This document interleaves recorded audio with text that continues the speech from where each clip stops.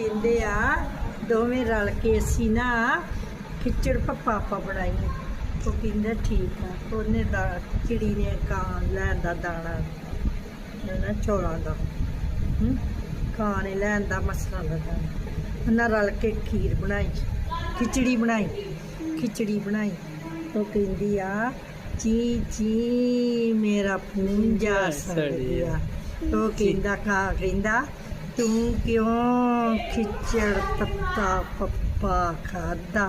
ਉਹ ਫੇਰ ਕਹਿੰਦੀ ਚੀ ਚੀ ਮੇਰਾ ਪੂੰਝਾ ਸੜ ਗਿਆ।